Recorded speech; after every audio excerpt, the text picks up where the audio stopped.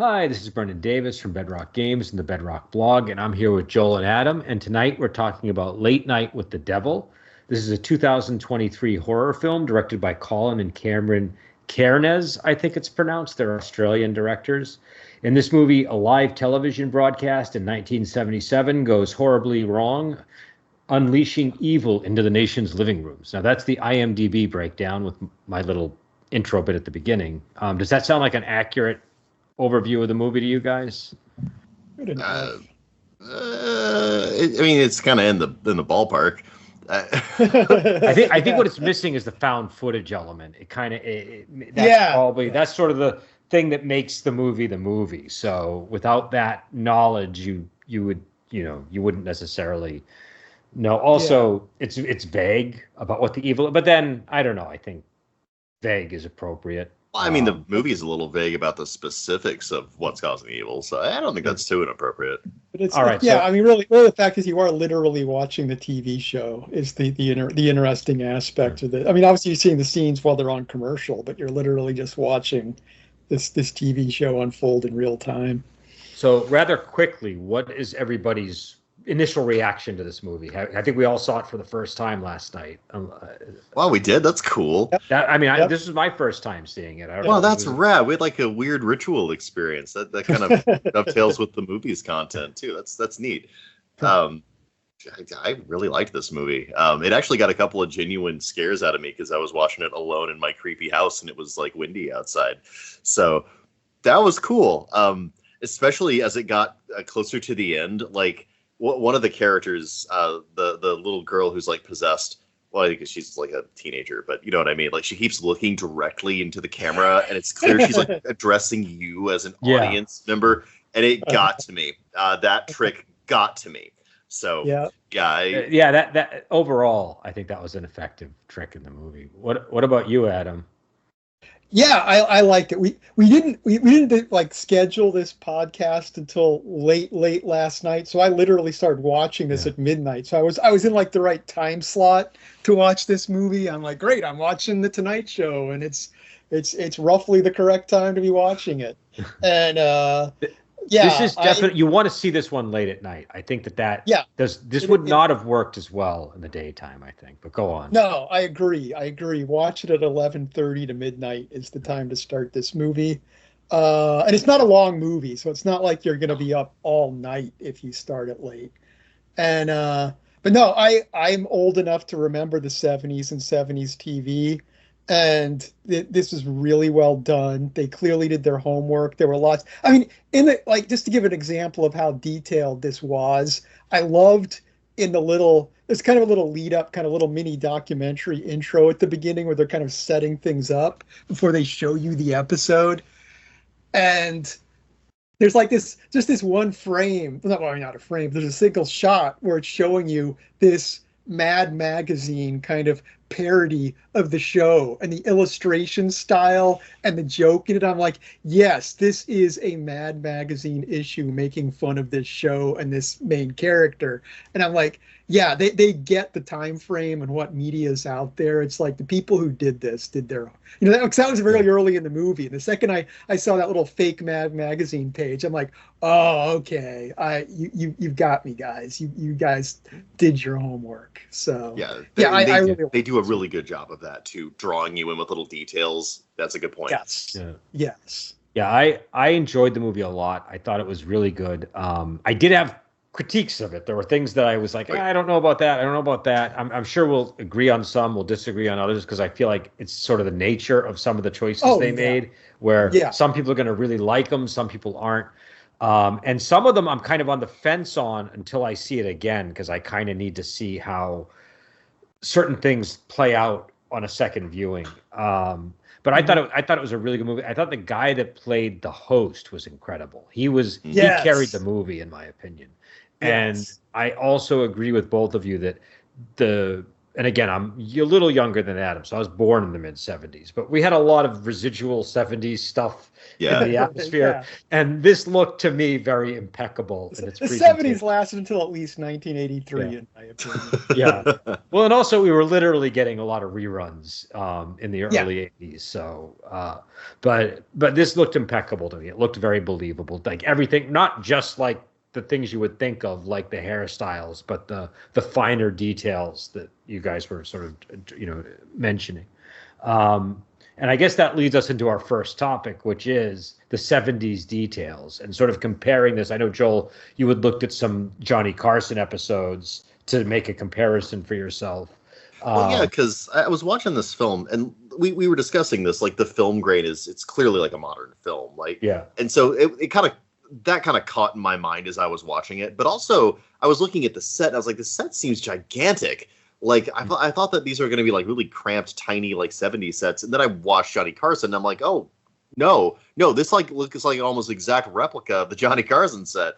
They're cutting this the same way. They've got the same band pit. Like, this is great. Like everything from like the colors to the fabrics all feel like things you see in 70s talk shows. Whether it's like Johnny Carson or Dick Cavett or, shows that I don't know the name of, but I am picturing like the painful yellow and brown colors that are on the show. Yeah. I know that I saw shows that had that color, they're not beige and brown, like a beige and brown combination. Yeah, I think one thing that's important to mention too is that this character in the show, it's a competition show to the Tonight Show, not the Tonight Show. So they're not literally trying to ape the Tonight Show. It's just it's trying to be the B level competition show. So it's in that genre, but they're not actually imitating the Tonight Show specifically, which is a good touch. Yeah, his whole thing is he wants to be number one, right? Like that's the thing that they want. They want to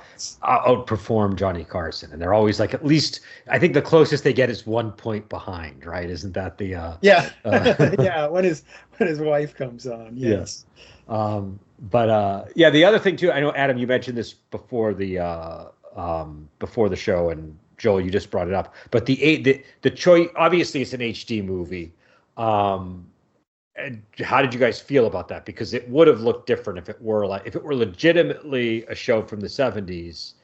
It would have looked different. On the other hand, I think when I see clips of those shows from the 70s, a lot of them have been HDified at this point. So, did you guys feel that it was missing the graininess of and the screen? Like, remember if you go and look at like an old Donahue show, it looks like it just looks different than it's a show for an HD. It's honestly hard to replicate CRT displays on HD displays anyway. So it would have been a difficult act to make it look like it's low pixel CRT content, and then have people watching it on their TV, their HD TVs. I don't think it would have looked right anyway. It still would have looked weird. So I think I'm okay with the way they did it personally. I feel like they got the details right enough.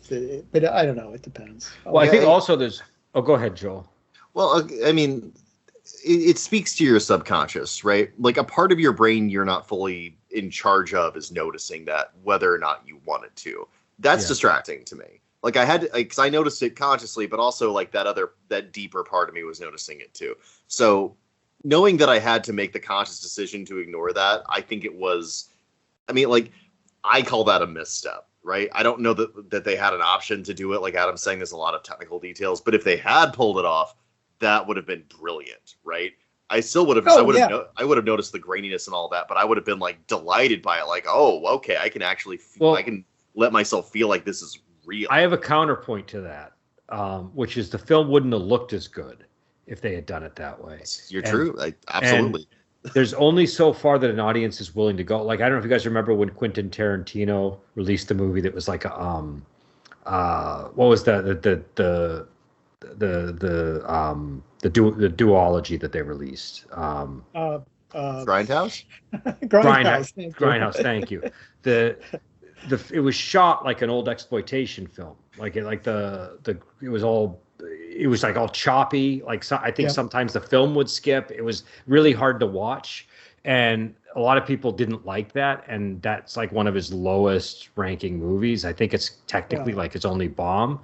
And Also, replicating old film grain is easier than replicating old CRT imagery too. So I think that's another factor. That was, well, it's like you say, it was a problem, but I but think the it's issue is easier. you're showing an audience an inferior quality image for the duration of a whole movie, and people might not have the endurance for that on a massive scale. Like maybe some people will because they're really into the concept.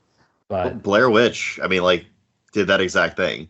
But that was Yeah, but that that was was in the that was 90s. film though, not CRT. I A mean, lot. Well, a even lot. grainy film. I mean, go back and watch actual 1970s TV on a 1970s TV, and oh Well, my God, it okay. looks way worse than Blair Witch. Fair enough. But I mean, like, that being said, we know this is found footage, and that's one of the conceits of found footage is that you're watching this artifact. You know? So I don't know, man. I think it would have been a bold decision, and you had to make that call either way, right? Did they make the right one to broaden the audience? Almost certainly. Because, like, would I rewatch this film if it looked that bad? No, probably not. I will certainly rewatch it now. I liked it that much. So, but would it have been a stronger like impression? Also, yes. That's a rough decision to make, dude. Well, I mean, like for me, it's I really like the way the movie looks, so I think they made the right call. I'd be concerned about it. And Blair Witch, I think, is about as far as you can push it just to sort of get to the Blair Witch topic. I mean, I agree. Blair Witch, it was also made in a different time. Like that came out in the 90s, and the aesthetic of the 90s was very much in that kind of punk sort of look. Like people were more open to that. I don't think people are as open to something that looks like it was homemade the way the Blair Witch Project looked. Yeah, I gotta get you guys to watch that is Skin film Marine. though. Even low grade film is way better than CRT. No, I agree, but the point that Joel is making is it's meant to look like it's shot on like almost like it's on a video camera or something. You know what I mean? It's got that like it doesn't look good is the idea. And so I think but again, what they were trying to do there is they're trying to appeal to an audience that's into all this like do it yourself punk type aesthetic. Do you know what I mean? As a mainstream film studio, and so that's how you do it back then. Again, though, I mean, there are modern found footage movies that like. It's been a while since I've seen it, but wasn't Paranormal like that, or am I mistaken? Wasn't it kind of like a grainy type? I don't remember. Seen it. But I mean, like that. I gotta get you guys watching Skinamarink at some point. It's another one where like they went bold with how that movie was going to be presented, and I think it paid off really strongly. Again, you have to. It's one or the other, right? You either have to sacrifice the film quality for that experience, or you sacrifice that experience for the film quality. They chose their path, and I don't think it was the wrong move necessarily. I don't know. I think it would have been stronger otherwise. That's okay. I can't, but like I gotta listen to my heart on that one. Yeah, I have less of a tolerance for found footage movies for that reason these days. So I was sort of happy that it wasn't in that, because I just was like, I don't know if I want to watch like an hour and a half of like grainy looking footage today. But I will agree with you that how hard it commits, and we could talk about maybe the found footage in general now, but how hard it commits to that concept at various points. There were places where it's like, I wish they like, I like that it was visually clear so that I could get immersed in it. But once I was immersed, I wish it had kind of retained a single point of view rather than the two parts of it that I'm on the fence about the ending big time. We'll get to the ending. Yeah. But the other part that I'm on the fence about, not even on the fence about, that I just blatantly didn't like, and I'm probably in the minority here, is the prologue. And the reason I didn't like the prologue is it was way too much story for a found footage movie for me, where what I wanted that's you could have had a backstory kind of like that, though, to be honest. I didn't really like the whole what do you call it? What was the name of that club that they were part of? It was like a Bohemian Grove type thing. The Grove. It was called the Grove. Was it called the Grove? Okay. I think they referred to it as the Grove at one point in the movie. Okay. But after the intro, but we'll call it. But it was definitely Bohemian Grove, like right down to the giant owl and everything, right? Like, but that part, and then having the LaVeyan Satanist part, which was kind of more in the middle of the movie that they tied to that, that felt a little bit too much for me. Like I felt like, okay, this is like now getting into I know I'm in a movie territory because now they have all these. Do you know what I mean? Here's my objection to that too. Is basically as the movie goes on, you kind of the host's complicity in everything becomes more and more apparent.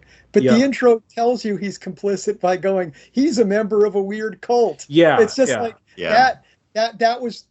I was for the most part fine with the intro, but I think it was a huge mistake to let you know that this guy was involved in the occult before the movie even started. I agree. 100%. I agree. Huge because mistake. They could have really milked that in the film for like not just surprise, but building sort of a revelation that was like, where you're slowly realizing that but the other issue too with the prologue is it's just a lot of information just sort of dumped on the audience. I'm not usually that picky about exposition and things like that, but this felt kind of tacked on at the beginning in a way that didn't really fit the movie. I don't know. I just wasn't as into the prologue was the part that I liked the least while I was watching it, and it seemed to detract from the mystery of the film. It just I liked it overall, but it should have just stuck to the entertainment stuff, like the history of the show and everything. If it had purely stuck to that, I would have been completely fine with it. It was just going into the whole, because kind of setting up the whole thing of this guy, his competition with the Tonight Show. I think that was great. That really set up the stakes for how important this episode was, basically. But, no, and I get that, but couldn't that have been dealt with? Because they did the thing where they kept going in the behind the scenes thing. That could have just been delivered through conversation, because it wasn't that much information that needed to be conveyed. They're chasing Carson's ratings. They're going to go off the air or something. It's probably valuable from the standpoint that we're old and we remember Johnny Carson. Okay, fair enough. So it probably is more important to like someone who's in their 20s who's watching this movie and doesn't even remember Johnny Carson. Yeah. So here's my feelings on the title. It should have been, in my estimation, two things should have been true about this movie, which would propelled it to me. All right, for number one, it should have just been a single, soundless, black and white title card with a block of text that should have played for just a little bit too long for you to be comfortable with for the movie, and then they should have immediately cut to the grainy 70s footage. Yeah. And instead of having that black and white camera that was following them in a cinematic fashion, they should have just kept the mics live and kept the cameras locked in during the commercial segments. Yeah, I agree. I would have been 100% immersed. So at the beginning, if they had done that and maybe this footage was found, it's some explanation of where the footage is from, so we get context, but just in text form, I would have been fine with that, or even a voiceover, because I know they got Michael Ironside to do the narration, so you might want to keep him for that. And also those behind, what I kept thinking of was a weird combination of Spinal Tap and the Larry Sanders Show. Larry Sanders Show is in my head watching this a lot, actually. Yeah, and also I was thinking, wait a second, why are they? They know that they're being filmed behind the scenes, so why are they revealing all of this information that they wouldn't want to talk about publicly in those sequences? That felt really on the revealing information thing. I got to say, this isn't so much necessarily. This could just be a character being stupid and not a movie mistake. But when the producer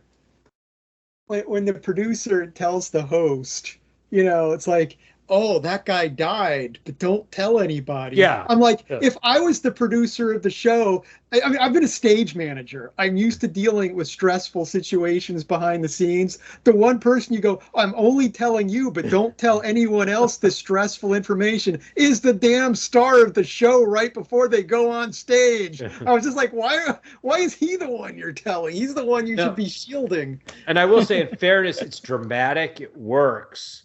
But it's a decision. They clearly made a decision. Okay, in some parts of this movie, we're going to deviate from the found footage format. I I liked that it was what I liked about this was because it's found footage of a TV show, it's capable of looking presentable and good. And so it doesn't have the inherent problem of a lot of found footage stuff where it's like, the camera fell on the ground and now I can only see the guy's feet while he's talking. You don't have that problem. But by shifting to that behind the scenes thing where they're supposed to be filming a documentary, that felt very artificial to me, and I would have preferred everything happen in the show. I think that would have been a stronger movie to me. But I don't know. I have to kind of try to imagine what that would be like. So I don't know. Again, and I should say, I want to emphasize, I think this movie is like a solid 7 to me. So it's not like I'm saying it's a bad movie for making these choices. No, I just it's kept flawed. thinking, Yeah, I once again too. We have to bring up one point on that, which is that I think though, if you get rid of all the off camera stuff, I feel like that does necessitate having an intro. Though I don't feel you can get rid of the intro. Well, that's the other part of it. No. And also, I don't know. Maybe the characters lose something when you do that. So I don't want to come down too hard on. They should definitely have done it the way I'm saying, because maybe the movie would suck. But I just, as I was watching it, my reaction was, I don't know how I feel about these behind the scenes moments. Some of them did add up. I think by like having the relationship between him and the doctor and the fact he was pushing her, I think that added a lot of attention to the movie, because that's fair. I feel like there would have been the fact he had a personal relationship with her added to a lot of the tension near the end. Okay, yeah, that's true. Okay, that's true. Fair. I don't want to lambast. I'm going to side with you on this one, Brendan. I don't want to lambast the information we got from all those little behind the scene things. They did really up the dramatic stakes a lot. They added a lot of tension. And one of the things that this movie does brilliantly is it continues to, even though you have all the information kind of in front of you, it continues to make you ask questions about what's going to happen next. Yeah. And it actually does a really good job of paying that off. So the pacing is good as a viewer. Yeah, so the pacing is perfect. I have no complaints about the pacing. The pacing is like exactly the level of pacing I like. Which is hard when you're doing literally a TV show, hour-long TV show is an hour-long thing, and having it the pacing not be off. That they deserve a medal for that. And the other thing I will say that I did like about the behind the scenes stuff is you see another aspect to each of the characters, like the I think the James Randi character. I forget what his name is. Oh yeah, he's really good. Let me find the proper name. Carmichael Haig, right? Is that the guy that's the magician? Carmichael Haig. He just the way he comes off when he's like asking to go to the Grove. It's a very interesting contrast. The same thing camera and on camera is such a good contrast in general. All the characters have it. And as the movie goes on, the tensions mount and they're very real. And there's like that bleed that happens between them. Oh, it's really good stuff. Yeah. I quite like that. I guess, do we want to talk about the ending now? Because that sort of naturally connects with what we're talking about. Do we have anything else we want to hit before we get to the ending? I mean, I have other things we want to talk about, but I feel like the ending is kind of like very connected to this topic. I say we talk about the ending at the ending. That's what I want to do. Because I'm fine with talking about the mounting tension towards the ending, but because this movie kind of ends twice. If we're not going to talk about the ending, you're the one that has to pick the next topic, Joel. That's the rule. What are they? Yeah, that's fair. All right. Well, I don't have the list in front of me, Brainiac. Why am I going to pick the next topic? Just giving you a hard time. All right, so why don't we talk about The Exorcism then? Okay, well, there you go. Without talking about the ending, we're going to talk about The Exorcism. Well, The Exorcism is the thing about the movie, though, right? The premise, and you get that very early in the movie, is this girl was like rescued from this suicide deathbed of a cult, and she's got like deep problems. She was put in a mental institution, and then the doctor starts working with her, and this is a doctor of like parapsychology. So like a serious version of Venkman's character from Ghostbusters. Yeah, that's a good way of putting it. And the cult that she's in is like somewhere across between Anton LaVey Satanism and Jonestown and David Koresh, even, I would say. Yeah, absolutely. But which I don't think they were intentionally making a David Koresh connection, because that comes much later. But when they went in with guns, I kept thinking. I thought of Koresh with the way they set that up too, definitely. But yeah, so what did you guys think of the exorcism in general, though? Like just in terms of how it was presented. The movie is surprisingly restrained with it. Like, yeah, actually, wait a second. Really I need to take that back. This wasn't even an exorcism movie. That nobody got exorcised. So you're right. Yeah, the demonic possession. Summoning. It was a summoning. Literally, they were summoning a demon, not exorcism. It was the opposite of an exorcism. I mean, there was like a milquetoast attempt to drive the demon back, but not really. That was the fact they summoned a demon. So summoning. They're summoning a demon on a live TV show is what they're doing. Which actually, I will say, just to throw another issue into this movie, is that late night talk shows are recorded at 3 p.m. Like the Tonight Show, all those shows, they're not live shows. But I'll leave that aside. Were there ever any live? I mean, they must have had a special or two where they could have done it live, right? Like that's theoretically. Yeah. I guess you could say, it is Sweeps Week, so I guess we could say it was a Sweeps Weeks live show. So they do sometimes occasionally do special live shows. I agree that's fair enough. But yeah, sorry, go on, Joel, because I know I interrupted you there. Well, okay, so the movie's restrained about it because, like, I think that the movie teases the information really early. It does a good job of getting you interested. I'm not a huge fan of like connecting like the host's cult stuff to the weird Satanist guy. I sort of feel like that's a little bit too much for me, right? I get why they did it, but like, it's that's to me where it's like I know I'm in a movie because they're making those dramatic connections. Right. I think it works. It's fine. I just didn't like it. But yeah, I like that they introduce her early. They give her a lot of little creepy moments. Like I think we mentioned the staring at the camera. I thought that was really good because it's one of those things where I think I immediately got that that's what they were trying to do with it. They were trying to creep me out as an audience member. But to the characters, it was very real that she was just a young lady that was looking at the camera because the light was on it. That's what you're supposed to do, Yeah. So I kind of like that. Like, it's sort of hard for us jaded future people to like, really immerse ourselves in these worlds because we know all the tricks, right? Like we're all very clever people. But whenever a movie is like, okay, you know what's going on. So does the bad guy, but nobody else in the movie does. I liked the characters enough that I was like, I felt like, oh shit, I'm in on this gag where the demon's talking to me and looking at me, but they're not in on it. They're in danger, not my beloved talk show host. So that was a fun moment of emotional investment for me that I'm really impressed with the filmmakers who are squeezing out of my jaded black millennial heart. Yeah, I liked how restrained. In fact, I think one of my complaints about the ending of the movie, which I know we're not talking about yet, but one of my complaints about how where it goes is it gets less restrained towards the end. But I like that it was kind of a subdued sort of, you didn't need really any particular special effects that I noticed for the, the basic possession sequence.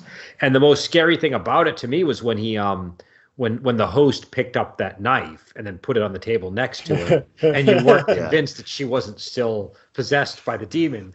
And it was like, wait, that knife is awfully close to to the dangerous thing. Why are you putting it that? It was a very simple gesture, but it was effective. And when it did, the other part of the movie that I liked related to that, which again, this is kind of going to contradict what I just said, but I think. No, but there's a reason because I am still on the fence about the ending. The scene where the skeptic, the Haig guy, what's his name, Carmichael Haig, where he's like, okay, you just saw that all happen. I'm going to now show you how she did this, and he hypnotizes. The hypnotism. Yeah. What I liked about that was that it kind of recontextualizes that scene where it's like, oh, wait a second, maybe that wasn't real, and not only that, but it's like. You as the viewer are supposedly being hypnotized too. So now you become the unreliable viewer from that point on. And I like that concept of, oh, well, now I don't even know if the things that they're presenting to me are accurate reflections of what's going on.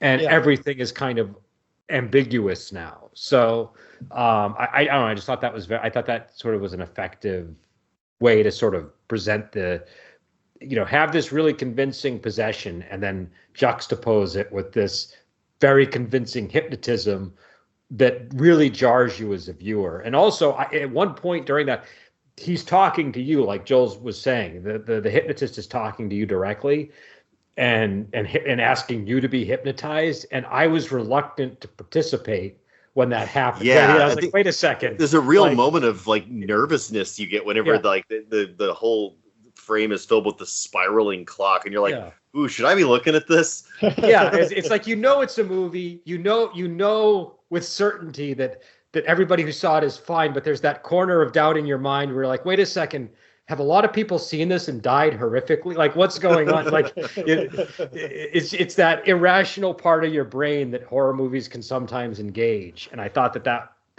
worked. I've been watching Uzumaki the last couple of weeks, so having a spiral thing did not. It's not just the spiral thing. It's the way that it fully committed to it, where it's like, okay, we're going to show you something, and then we're going to tell you that didn't happen. That's the part that really worked and also the way that the Carmichael Haig character was addressing you. It was just, I don't know, because I've seen movies where they hypnotize the viewer. But there was something really eerie about the way that was done for me. It's a very effective scene. And it's one of the places where the movie really demonstrates that it is willing to take chances to get under your skin. It was a big chance that they took to do that, right, with a found footage movie, and it paid off. It worked really well. So, yeah, I like that. And okay, what's the next topic, Brendan? Okay, well, we only have a few more, actually two more. We have the ending and the effects, and I think we should talk about the ending and the effects together. Yes. Yeah, I've got another topic that came to mind, too, real quick. Let's hear it. Before I forget, I'll throw that out there, which I think it was a good touch that clearly, a lot of things about this movie are implied more than stated. Like, whatever deal this guy made, it's like, it seems to be that's what related to his wife dying. Yeah. And I mean, the thing I came up with in my head, which may or not be true, is that he made a deal to beat Johnny Carson in ratings. And of course, this episode is what beat Carson. Yeah, so but the fact is, I like the fact that it would have been really easy for a movie like this to make the guy completely cynical and he didn't care about his wife. But it felt like he really did love his wife, and having her be the cost of his success, and his success being a horrible thing anyway. But no, that made the movie way better. They've just gone with, he's a Hollywood cynical guy who doesn't care about anybody. It's way more effective that he did pay this horrible price. He's like a more likable version of the husband from Rosemary's Baby, right? Like, yes, perfect example. Perfect example. Good. Yes. I like that, because I thought that the love story between them, as as strange as it was actually kind of touching. Yes. And also I think a lot of this comes down to the actor that was playing him, but he really played him as a fully human, character. So, he didn't, you were never really fully certain of how corrupt he was as a person. And I think even after watching it, you were still not, well, okay, he did this stuff, but like Adam was saying, you still feel like he loved his wife. It just seems like the ambition maybe clouded everything. An interesting thing that just occurred to me too is that it's not apparent he really believes entirely in the supernatural. So was he part of this group and he made some, he took part in some ceremony and made this deal, and it's like, I'm just in this club. I'm going to make this deal to give up my wife's life for it. It's a thing these people do. I'll just do the ritual. And he never expected all this stuff to come to pass. That's something to me too. He really does seem in over his head for most of it. Exactly. Yeah, no, he seems genuinely surprised by some of the things that unfold. Though, again, he also does come across as someone who's a very good liar. So it's hard to really, that's the other part of it that makes it difficult. And I guess getting to the ending, what did you guys, like, the ending kind of jettisons the whole found footage thing, right? Like, it just becomes a proper movie at that point. But the reason I'm on the fence, so my first thought was, I don't like this. They just threw away I was in a found footage movie, and now it's not a found footage movie, and I don't know why they're doing it this way, and now it's highly cinematic, and I don't know how I feel about that. But my mind did keep going back to the hypnotism sequence, and throughout that sequence we see the dial spinning and things like that, so we know that it's that there is like a hypnotic effect of some kind going on during it. Yeah, that scene is your doorway to the end of this movie. Yeah. Like it justifies just how goofy it gets at the very end. Yeah, it's almost like the Willy Wonka scene. You know what I mean? Like that's kind of almost like I'd almost compare it to the boat sequence in the Willy Wonka factory. You know what I mean? Yeah. But so I am very on the fence with this scene. I feel like it kind of like the way there's two things with it. Number one, the way that it kills people, the way the demon starts killing people, is way too hasty. It just doesn't feel like it has enough weight to it. Like there's not enough gravity with what's going on there. There's one good kill, right? That's where the guy gets his neck turned around. That's the one I don't like. I don't like that. That was also foreshadowed too, because his joke before he, does the hypnotism thing is like, "Oh, you're not going to spin my head around." Yeah, I get that. Well, right. What I didn't like about it was it was too fast. I will agree with you. It was too. Yeah, if they had done it differently, ball just like snap, snap, snap was right. Killing him suddenly, I think, is a good idea. I think it should have been more drawn out because it would have been more gruesome. They're running out of time at that point, but when people react to it, it's with true shock and horror, and they convey that really well. So that's why that one landed for me. The rest were just like, you're right, just like pop, pop, pop, dead. Everything felt like a balloon popping, and I didn't like that. With his neck, what I would have liked was him showing resistance to the neck snapping, and then it happened. That I think would have been more effective. The woman being slashed in the neck just seemed too impersonal. The pendant that she's wearing over her neck that she's trying to propel the demon with is being pulled back, and that rips her neck open. That's what happened. I mean, yeah, I feel like the demon would have had more investment in her suffering. Do you know what I mean? Like than that. Yeah. Do you know what I mean? That's the part that I didn't get. I agree. Her being strangled by that necklace was great. I really liked her being. That was, but yeah, exactly. Her just suddenly dying very quickly after that was kind of a mistake. But they also felt like kills in a movie that they just weren't realistic enough. Like it's sort of like sometimes in a movie it's like, okay, I tag you with my sword and you're dead. It was kind of like that kind of death, and I felt like for a grounded found footage movie, it should have been maybe that's what people look like when their neck gets spun around and they get their throat slit with a necklace. I don't know, but it didn't. To me, it looked like it was a little too fast. But you were saying something, Joel. So.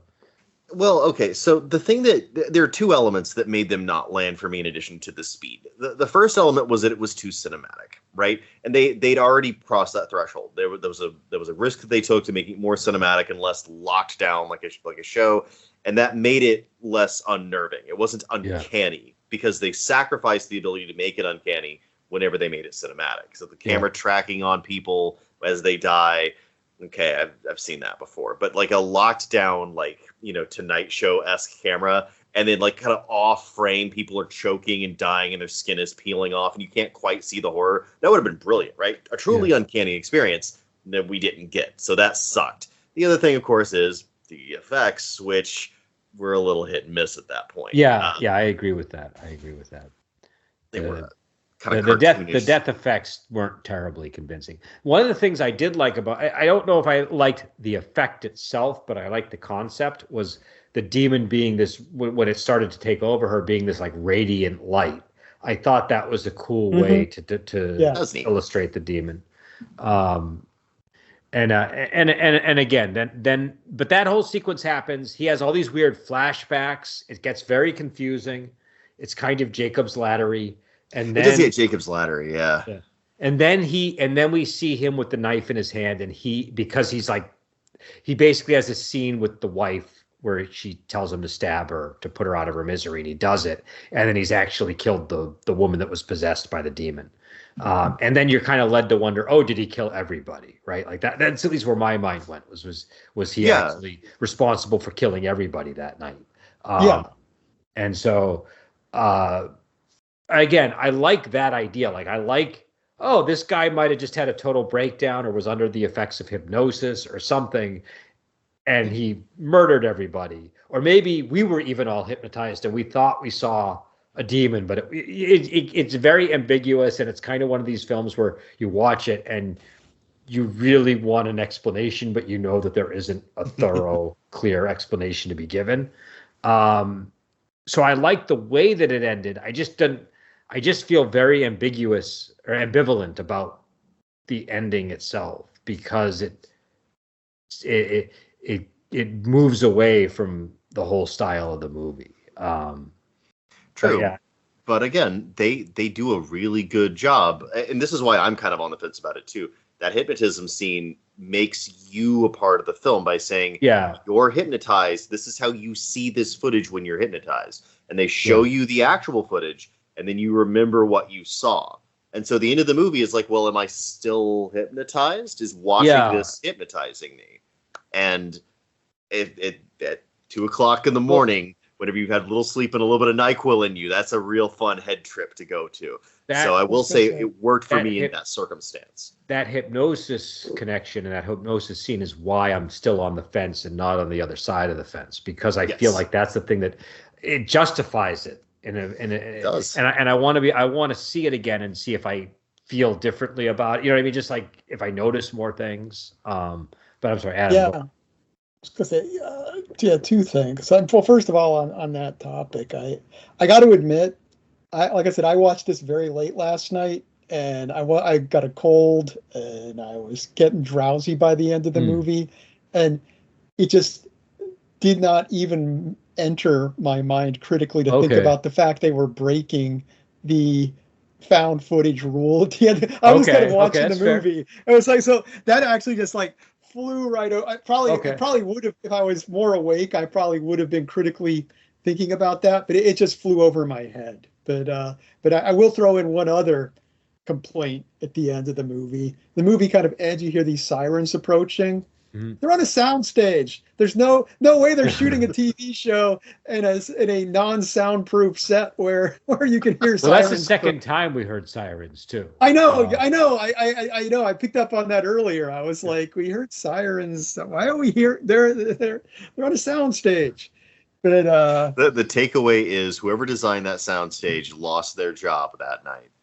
Fair yeah, enough. Maybe all the damage. That's the true tragedy of this movie. Yeah. Maybe all the damage to the system from like all the electricity that was going awry, like All right. I don't know. I'll give you that. But I think dramatic effect is why those were there. I know it worked. It occurred to me it was a fridge logic moment. I didn't think about it at the time, but later I thought, hey, wait a second, why were there sirens? You know what though? I think that scene really would have landed differently without the sirens. Like now that I'm thinking about it, it's like because the only other thing they could have done was had like the cops rush into the room, and that would have felt really goofy. I think. Yeah, you know what I mean? I know.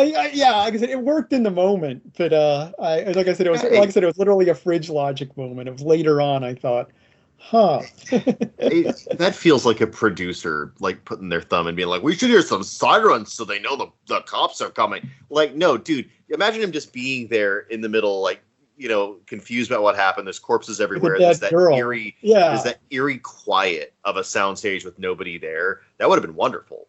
Right? Again, it would have been uncanny. Yeah. Once again, him stabbing the girl was dark enough. We didn't need the oh my god, he's gonna get arrested for it. It didn't. I didn't add an additional note to it. I don't think that's what it was there for. I think it was there to signal that we were back in reality. I think that's what that was for. Oh, okay. I could be wrong, but that was sort of because it's sort of like I think the idea is he's coming out of the hypnotic state he was in, and so the siren kind of I don't know. For me, it helped. Right. It helped kind of clarify that. I don't know. Yeah, for me, I got it. Like the second I saw him stab the girl, I'm like, oh, okay, we're back in reality. But and he even says like the dreamer awake, right? He's like trying to snap him. He thinks he's still hypnotized or something. He's trying to, I forget what the phrase was. I think it was the dreamer awakes. It was, yeah, or something similar at least. Now, I guess we do have a little bit more time. What about the characters in the movie? Because we talked about the lead, and I think we all agree. And let's get the actor's name, even though I don't know who he is. I recognize his face, but I don't remember his name. I might mispronounce this. David Dastmalchian or Malkian. I don't know, how the correct pronunciation. He was really good. And also, I saw an interview with him, and you would not know that he's the guy that played this character. I mean, his face looks the same, obviously, but his way of talking is totally different than this guy. Like his mannerisms are totally different. Yeah, He really came off as a 70s TV Yeah. show host. He really nailed that personality type. So I believe that.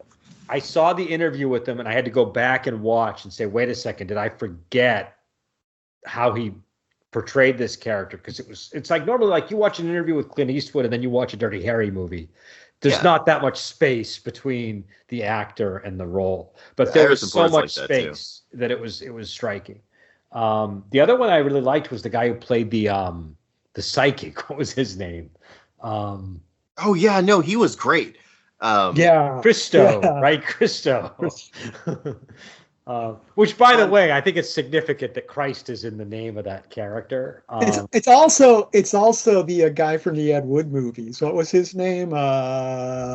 Christo or Crisco? I can't think of his name, but I'll look it up while you guys talk. Okay, and that was played by, I think, Faisal Bazi. I'm not sure. He was fantastic. I really like that the movie is unclear for the first part whether or not he's doing a cold reading. It does this great this psych out where he's like doing a failed cold reading, then he hits on something and there's an emotional, and you're like, okay, well, maybe he's a charlatan. But then like the movie continues to kind of like give you little clues where it's like, well, was it a cold reading though, or is he just like, it's like our psychic power is weird and mysterious and you don't get like a clear answer. Yeah, because he like fumbles. The first one's kind of a bomb. Like it's the classic thing where it's like, I'm getting a Tom, a Thomas, a Tomerly. He just keeps going until he gets whatever it is. But then he gets I forget the name, but he gets another name, and then it's the woman and her daughter, and it's like this very moving moment that's like very effective. And later, I think the Carmichael Haig character starts interrogating those women a little bit and finds out that they might have answered a questionnaire and some things. But at the moment, I liked that a lot too. Yeah, but it's very effective where it's like where you're not really sure, and then he has that reading where like he's inhabited by a spirit for real, and his eyes roll in the back of his head. Like I thought that I don't know. I just liked the character. I like the ideas that they had going on with him, and I like the actor's portrayal of the character. Yeah, I like the women that he was giving the reading to with the kid that committed suicide or whatever. I liked the fact too. It just created this ambiguity. It's like, clearly he was conning these people, but it made them feel so good about this horrible event in their life. And when you have the debunker coming in and cleaning it up, it's like he is being honest and he's doing technically the right thing. But you're like, no, just let them have their delusion. Let them feel better. He's also being kind of mean in the also.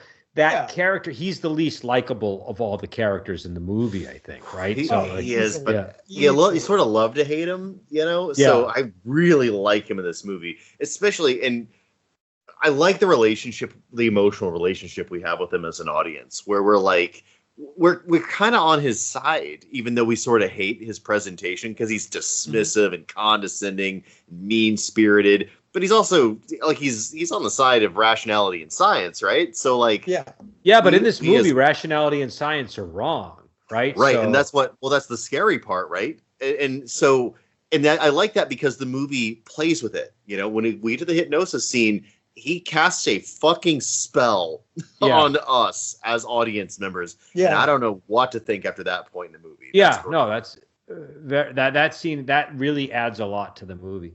With his character especially, I kept thinking, remember that old Meeting of the Minds series that they used to do? I think it was on PBS or something like that. Man. They'd have like all the historical figures come on stage. They have like four. They have like, I forget who, but like Mark Twain, Frederick Douglass, Nietzsche, and like the Marquis de Sade, some really weird. That was the precursor to epic rap battles of history. So go on.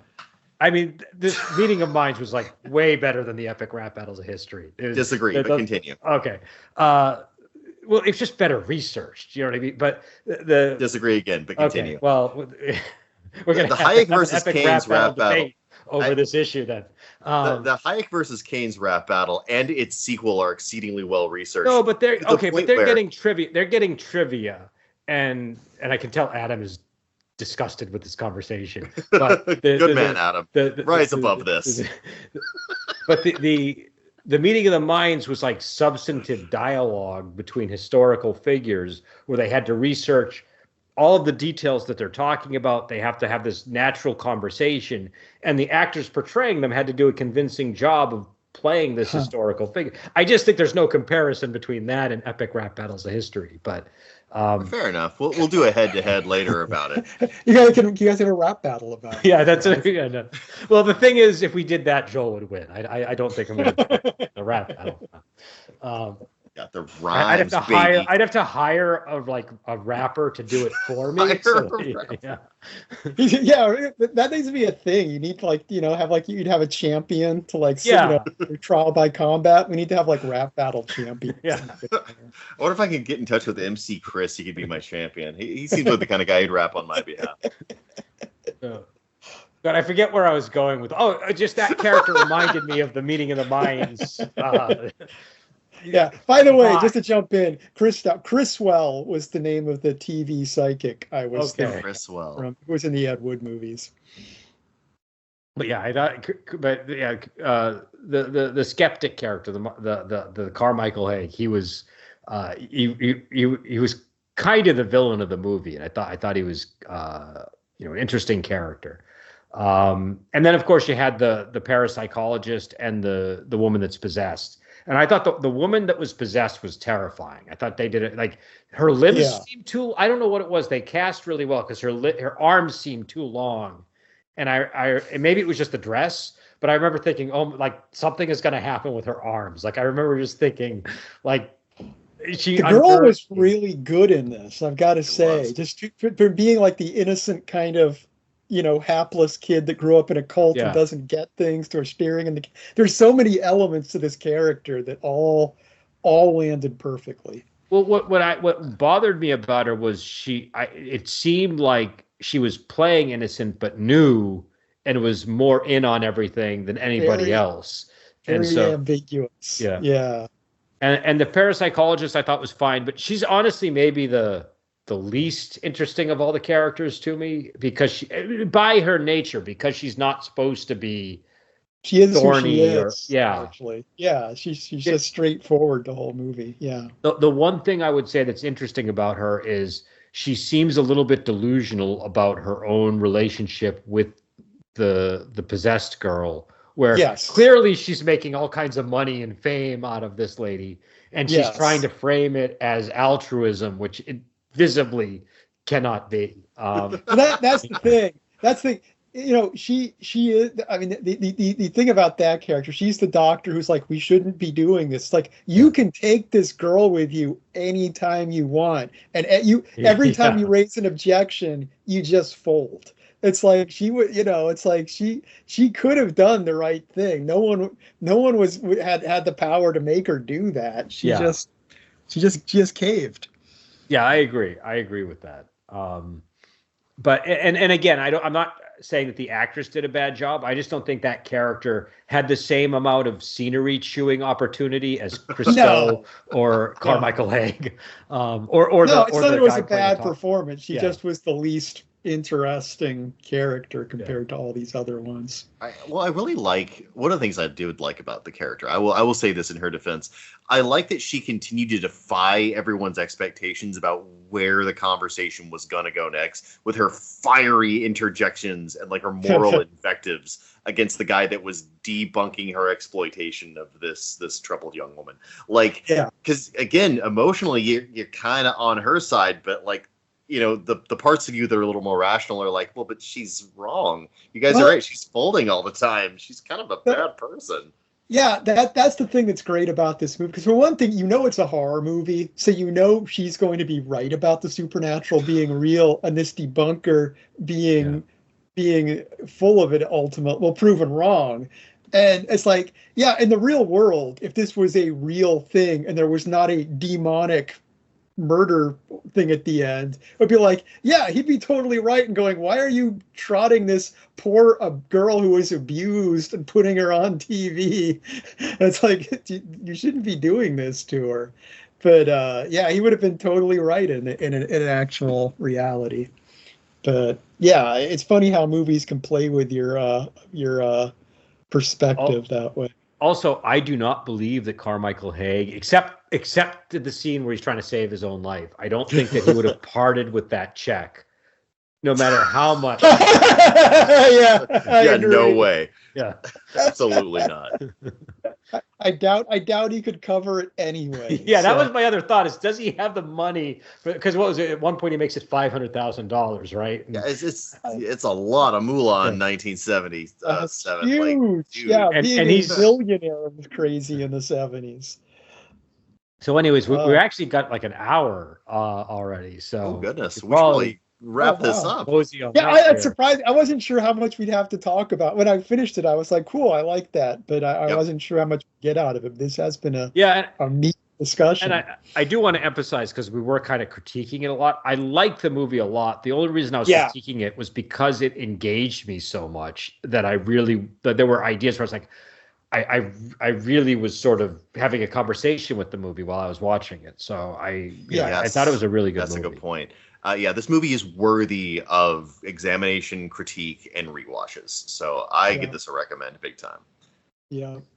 And, Same here. And also, Adam, it's an Australian movie, right? Like, or at least the directors, I think. I didn't know that actually. I haven't done any research. Like we just watched it last night. I haven't read like even the Wikipedia page or anything. So The guys I who know made it, nothing. Colin and Cameron, and I think it's Cairnes. I don't know if I'm pronouncing it right. I believe they're Australian. I'll check. Yeah. But, Yeah, a lot of good stuff coming from Australia lately. That what was that movie with the weird handshake thing? Talk to Me or whatever. They came out of Australia. He has something to go. Another banger. And there was, I know Wolf Creek was another one. If you want like a horror movie from Australia, though, that's that's pretty brutal. That's a brutal one. Ooh, I just have to indulge. I think there's even a all the way sequel to back it. to Picnic at Hanging Rock if you want disturbing movies from Australia. You guys are gonna have to send me a list after this podcast. Anyway, All right, so we'll end it here, and we'll be back on. I think we might have time for another Halloween episode. I don't know what we'll be doing if we do. I know we had talked about what was that movie, Night of the Hunter, right? But Oh, Cairns, We'll see. but Cairns is the way you'd pronounce that. how is it? Cairns? Cairns? There- Actually, Okay. yeah. I think that's how you'd probably. There's literally a place in Australia called Cairns, but it's Okay. spelled differently, so I could be wrong. But Okay. Well, yeah, I saw the name and I was like, I am not going to get Well, this one right. Actually, I should say Cairns because you wouldn't pronounce the terminal R with an Australian accent. I don't have my accent anymore, but I wouldn't Okay. be able to say that. If I still did, I wouldn't be able to say that terminal R. You know, do what I did with my mom. Just like have you record your dad saying some stuff in Australian so we can get the with an That's Australian accent, not in Australian. Fair enough. He's in the other room. I'll go get him. but yeah. So anyways, we'll head out and we'll be back on. Probably in the next couple of weeks.